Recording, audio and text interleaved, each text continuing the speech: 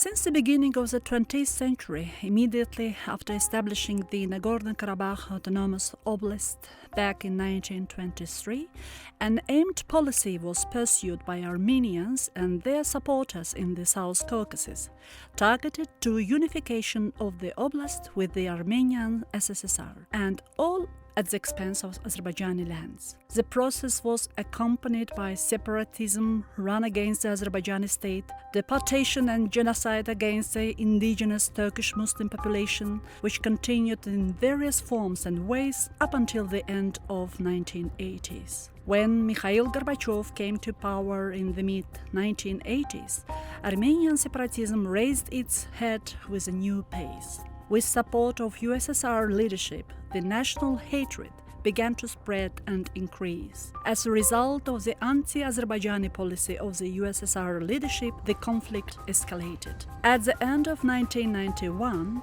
the Republic of Armenia started an open and unjust war against the Republic of Azerbaijan. Armenian military forces violated the state borders of Azerbaijan and entered Karabakh. They joined forces with Armenian separatist terrorists in Nagorno-Karabakh and occupied a number of towns and villages. As a result, acts of Armenian armed forces evolved to large-scale military operations. On February 26, 1992, the Armenian troops, with the help of the 366th Motorized Rifle Regiment of Russia, destroyed the city of Khojaly in the Republic of Azerbaijan and committed the Khojaly genocide. In 1991-1993, the Armenian military forces occupied the Nagorno-Karabakh, as well as Lachin, Kalbajar, Aghdam, Jabrayil, Fizuli, Kubadli, and Zengilan regions around Nagorno-Karabakh. As a result of the Armenian aggression, more than 25,000 Azerbaijani citizens were killed. Among them, there were many women, children, and elderly people. More than 1 million people became refugees and internally displaced persons. Rare pearls of Azerbaijani culture were destroyed and demolished in the occupied territories. In order to stop the military actions, the Bishkek Protocol, a provisional ceasefire agreement, was signed with the mediation of the Russian representative in Bishkek, the capital of Kyrgyzstan, on May 5, 1994. The protocol ended the First Nagorno-Karabakh War and froze the issue. In March 2008, the Armenian armed forces committed a military provocation in Terter. The tensions escalated again on November 12, 2014, after an incident between the Azerbaijani and Armenian armed forces near the village of Kengerli in the Aghdam region. As a result, Ilkim Muradov, the commander of the Azerbaijani armed forces, destroyed one of the helicopters with an Igla anti-aircraft missile system. That has led to the so-called Four-Day War, a military conflict in April 2016. The battles resulted with the victory of Azerbaijani armed forces, the heights around Talish village of Terter region and Seysulan village, Lelatepe height of Jabrail region and Jojuk Merjanli, Gülistan village of Geramboy region and Madagis village of Terter region were liberated from the enemy. Formally, the post-2016 peace process based on Madrid principles, all configurations had been seriously shaken by the populist statements and ugly provocations of Nikol Pashinyan, Armenian Prime Minister, who came to power in 2018. On the next day of the election, together with his wife, Nikol Pashinyan visited the occupied Nagorno-Karabakh region of Azerbaijan. In Khankendi, he participated in celebration of the occupation of the Azerbaijani city of Shusha and opening the Armenian Museum in Shusha. These statements are being aggravated by Pashinyan's visits in Shusha, dancing in Jidr-Dzu, being drunk as hell, and furthermore declaring that Karabakh is Armenia. As a result of all of these provocations, Armenia attacked the position of Azerbaijan and Armenian-Azerbaijani international border in the direction of Tovuz district. 16 servicemen were killed in the battles. A few hours after the fighting, people went to the streets in Baku to greet the martyrs and march to the city center under slogan "Karabakh is ours." In the morning of September 27, 2020, the Armenian armed forces launched a large-scale military provocation and intensively fired Azerbaijani positions and settlements in the front line with large-caliber weapons and artillery. the advisor to the President of the Republic of Azerbaijan and the head of Foreign Policy Department of the Presidential Administration Hikmet Hajiyev issued a statement on September 27 at 6 a.m. on the gross violation of the ceasefire by Armenian armed forces. 2020 yıl 28 sentyabr saat 00'dan Azərbaycan Respublikasının bütün ərazisində hərbi vəziyyət elan edilsin. The command of the Azerbaijani army decided to launch a rapid counter-offensive along the entire front to prevent Armenian provocations and declared martial law in the country, as well as a partial mobilization on September 28. The clashes quickly flared up and turned into the Second Karabakh War. Hundreds of Azerbaijanis went to the military conscription centers of their districts and cities and volunteered to go to war. The Azerbaijani people greeted the news of the war with great enthusiasm and sent off their soldiers and volunteers with great love and care. From the first day, the people of Azerbaijan expressed their support for the army in various forms. A number of donations were made in support of the army. People collected large quantities of food and supplies for soldiers and sent them to the battlefront, and passionate marches and rallies were organized in the cities and regions. After the start of the war, Afghanistan, Ukraine, Pakistan, Turkey, and Turkish Republic of Northern Cyprus expressed their support for Azerbaijan. The United Nations Security Council held an emergency meeting on the situation in the Nagorno-Karabakh. The foreign ministers of two countries met in Moscow with Sergei Lavrov's mediation. That was the first high-level meeting of the officials during the war, and Azerbaijani people were waiting for the outcomes of the meeting impatiently. The meeting lasted around 10 hours. Whole Azerbaijan was supporting its newly appointed foreign minister for such a huge and responsible role. Notwithstanding the humanitarian ceasefire, supported by Russia and mediated by the International Committee of the Red Cross and accepted by both Armenia and Azerbaijan, which officially became effective on October 10th, the ceasefire was violated again, and the exchange of wounded and prisoners was suspended. The Azerbaijani army showed great courage and bravery while liberating Jabrail on October 4th, Fizuli on October 17th, Zengilan on October 20th, Gubadli on October 25th, and Shusha on November 8th.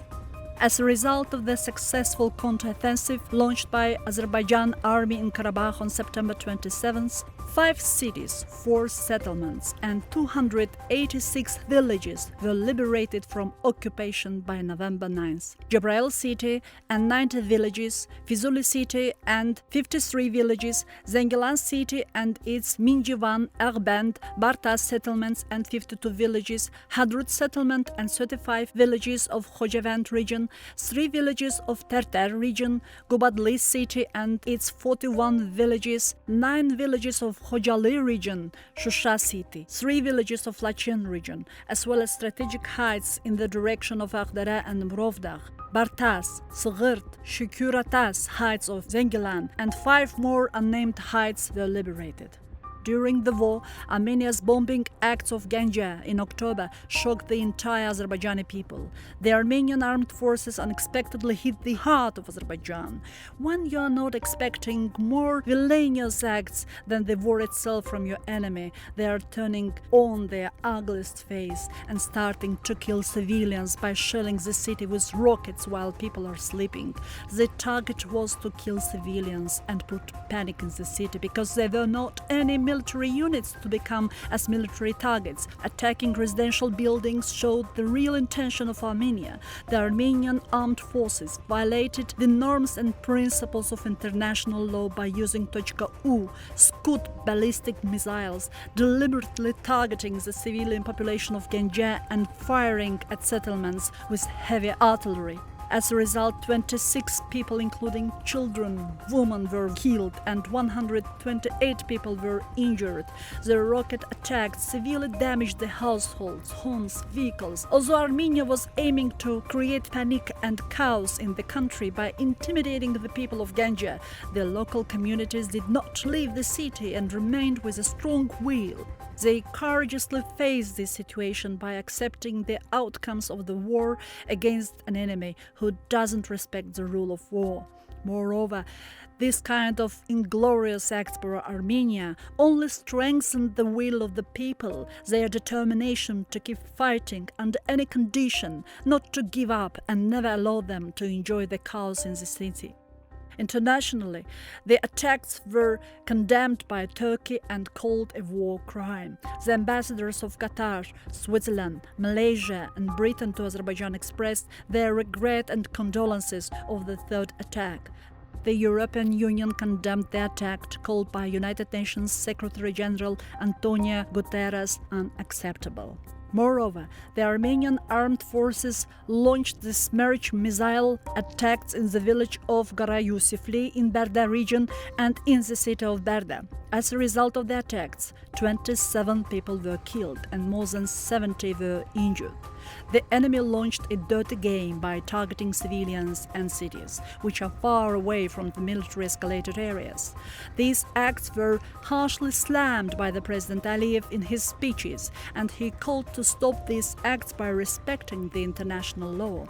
Meanwhile, Azerbaijan kept performing the high level of military performance, and alongside the Azerbaijan army is making an extensive use of Harop strike drones, including impact drones, produced in Azerbaijan together with Israel and other UAVs, including Bayraktar TB2 strike drones. Through Bayraktar TB2 drones alone, Azerbaijan destroyed $1 billion worth of Armenian military equipment. Azerbaijan actively used An-2 drones to detect the positions of Armenia's air defense systems. This unique technique of Azerbaijani army was praised and considered a novelty in world military history. During the war, the Armenian Defense Ministry is reporting almost daily that Azerbaijan fighter bombers were shot down. After the first 2-3 weeks of military operations, the number of military planes they shot down was measured in tens. However, it later emerged that Armenia's air defense systems are shooting down Azerbaijani An-2 drones, revealing their position. Then, the Azerbaijani army destroyed the air defense system. The drones were used to deliver accurate strikes on enemy equipment and manpower, as well as to correct artillery fire and conduct reconnaissance.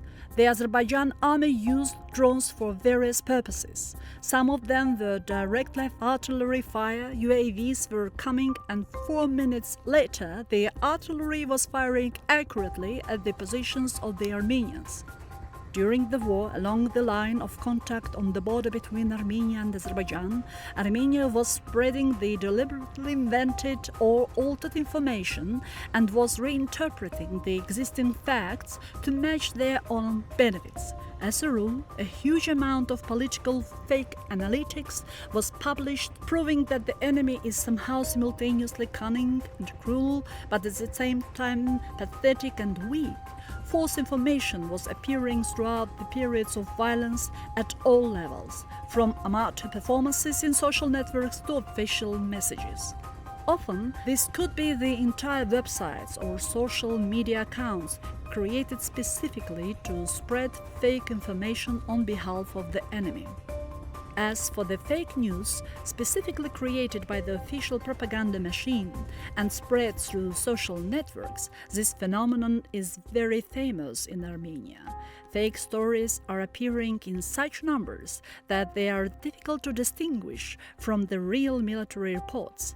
The propaganda from Armenian side, including fake news, is directed at the hearts of and minds of domestic and international audiences, rather than attempting to intimidate the enemy. Naturally, most of the false narratives concern news from the front, exaggerating the losses of the enemy while at the same time exaggerating their inherent cruelty.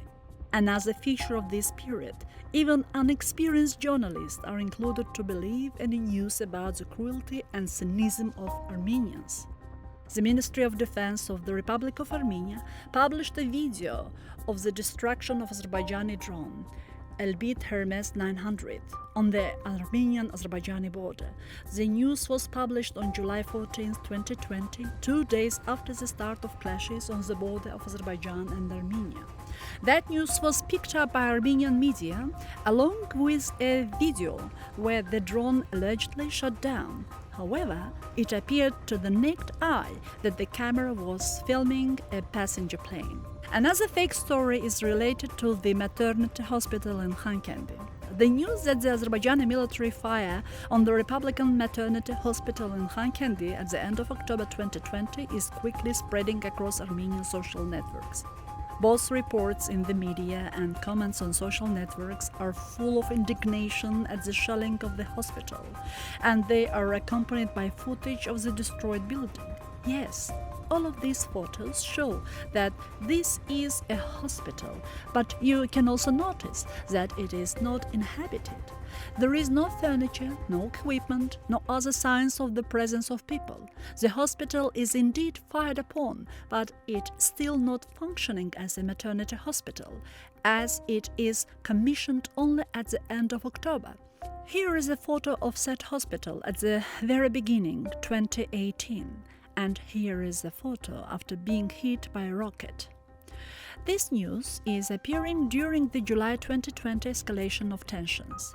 Armenian websites are reporting that the Armenian armed forces occupy the strategic heights of Garagay. As evidence, a photograph is given, allegedly taken from this very point. However, this photo shows the date and coordinates.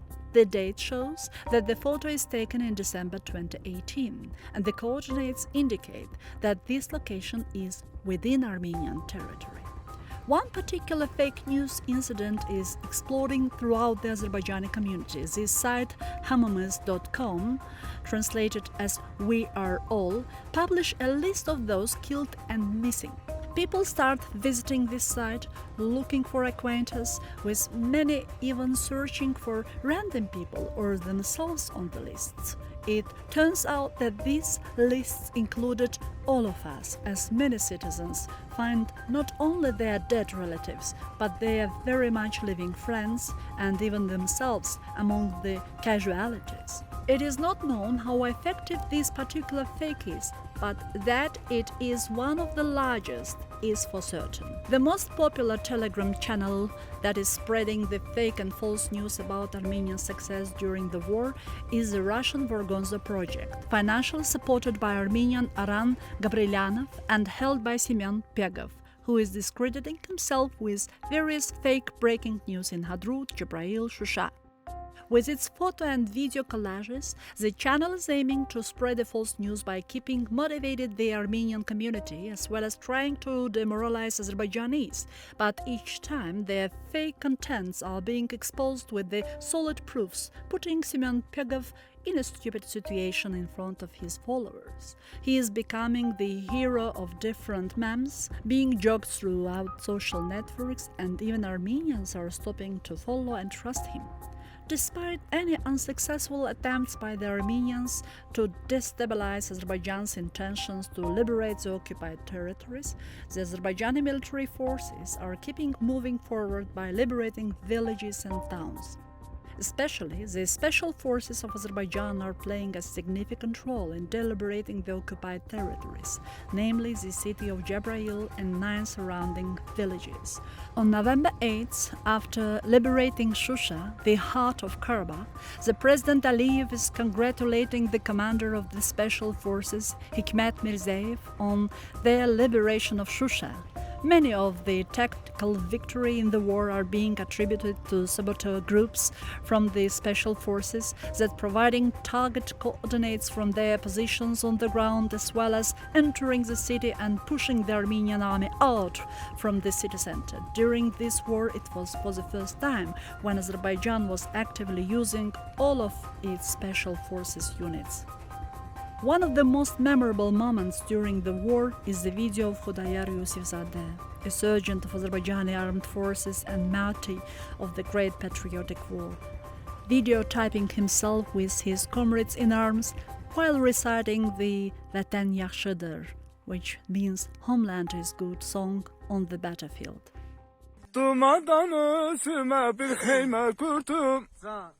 Keçti hayalımdan güzel yurdum. Dumanlar başımda dastana döndü, dastana döndü. The song is becoming more popular in the country and is unofficially called Khudayar song. which is motivating our soldiers to keep fighting against the enemy and liberate our lands. The war is becoming the birth scene of many brave soldiers and officers. Each liberated village or town is accompanied with a story of courage and bravery, making them heroes of the whole Azerbaijan. The courage of Tehran Mansimov, a colonel of Azerbaijani armed forces, and an exceptional figure in the liberation of Shusha, is coming to the fore.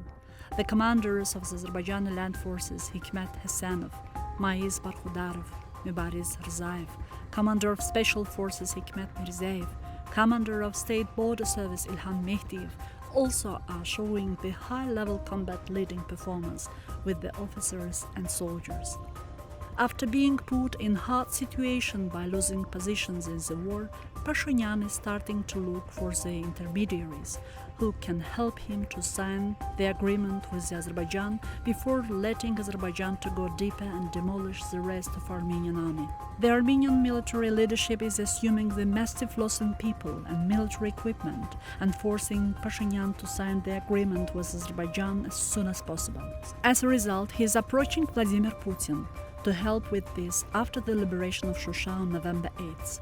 According to the agreement signed in Moscow with the mediation of Russia, a complete ceasefire is being established. Both belligerent parties are agreeing to exchange prisoners of war and the dead. The Armenian forces are being forced to withdraw from Armenian-occupied territories surrounding Nagorno-Karabakh by 1st December 2020. An approximately 2,000-strong Russian peacekeeping force from the Russian ground forces is being to be deployed to the region for a minimum of 5 years, one of its tasks being protection of the Lachin Corridor, the only remaining passage between Armenia and Karabakh. Additionally, Armenia is undertaking to guarantee safety of transit links between mainland Azerbaijan and its Nakhchivan enclave. According to the information spread by the Minister of Defense of the Republic of Azerbaijan, 2,895 servicemen of our armed forces were killed in the patriotic war. More than 19 servicemen are missing. At present, 1,245 servicemen are being treated in medical institutions. In honor of Azerbaijan's victory in the Second Karabakh War, a historic military victory parade was held on December 10, 2020 at Freedom Square in Baku. Along with 3,000 Azerbaijani soldiers and officers, Turkish soldiers and officers also took part in the parade. Symbolically, the Turkish Army Command sent exactly the same number of soldiers who lost their lives on the battlefields to the parade and gave a great message to Azerbaijan. Instead of every Azerbaijani martyr, there is a Turkish soldier. The parade was hosted by Supreme Commander-in-Chief of the Azerbaijani Armed Forces, President of Azerbaijan Ilham Aliyev, and President of Turkey Recep Tayyip Erdogan, who was invited as an honorary guest. Some of the military equipment belonging to Armenian armed forces seized during the war was demonstrated. After the liberation from the Armenian occupation on November 8, 2020, the flag raised by the soldiers of the Azerbaijan army over the building of Shusha city executive power was declared the victory flag and was displayed at the victory parade in Baku. At the same time, a military loot park dedicated to the victory of Azerbaijani armed forces in Second Karabakh War was inaugurated in Baku. The park displays Russian-made tanks, Grad devices, artillery and other military equipment which are said to belong to Armenian armed forces. Also, September 27 is established by the President of Azerbaijan as Day of Remembrance in the Republic of Azerbaijan to commemorate the martyrs of the Second Karabakh War, which lasted from September 27 to November 10, 2020. By another presidential decree, a monument complex of the Victory Museum is being erected in Baku to demonstrate the unparalleled heroism and great historical victory of the Azerbaijani people in the Great Patriotic War and to perpetuate the memory of our martyrs. According to the decree on the establishment of Victory Day in the Republic of Azerbaijan, signed by the President Ilham Aliyev on December 3, 2020, November 8 is declared Victory Day and is celebrated in honor of the victory in the Second Karabakh War in the Republic of Azerbaijan. After the liberation of Karabakh, Azerbaijan is starting to rebuild the region, but is facing the problem of minefields. As over 30 years, Armenians were mining the territories, and now, when Azerbaijan is cleaning the area and trying to construct the villages and towns, this is becoming the most dangerous problem. Two countries are negotiating, and Azerbaijan's aim to get the maps showing the locations of minefields in Karabakh region, which would help save the lives of tens of thousands of Azerbaijani citizens and speed up the reconstruction and rehabilitation projects of Azerbaijan in the Karabakh region and facilitate the process of returning of internally displaced people. Moreover, while leaving Azerbaijani villages and towns, Armenians were burning forests and houses, destroying nature, and even killing animals, damaging the environment and destroying the ecosystem, and the whole world was seeing the inhuman actions, cruelty, and savagery. This action proves once again that they do not belong to these lands. They do not know the value of these lands, because a person who claims a land cannot commit such barbarism against his native land and his house. During the 44-day war, the people of Azerbaijan, under the leadership of Supreme Commander-in-Chief Ilham Aliyev, went to war to liberate our lands from occupation. Our heroic soldiers and officers, our civilians working in the rear, all the people of Azerbaijan demonstrated unity and solidarity and gave a worthy response to the occupier. As a result of Operation Iron Fist, the enemy was destroyed and the Azerbaijani army won. The Azerbaijani flag has been raised in liberated lands and will fly forever. Our people have demonstrated that they are united like an iron fist and are able to show their will and strength. The great victory of our brave army under the leadership of the Supreme Commander-in-Chief Ilham Aliyev in the new history of Azerbaijan under the name of Operation Iron Fist is a clear confirmation of the military power of the modern Azerbaijani state and the determination of the Azerbaijani people. The President Aliyev explained how the term Iron Fist came into being. As for the name of the counteroffensive, of course it was not named at the beginning of the military operation. I have used the term Iron Fist several times in my speeches to the people of Azerbaijan on the liberation of cities and villages from occupation. I have said several times that if the enemy doesn't leave our occupied territories voluntarily, our Iron Fist will crush their head. These ideas were welcomed by the public, and I decided to call the operation Iron Fist. However, this didn't happen suddenly, but during military operations.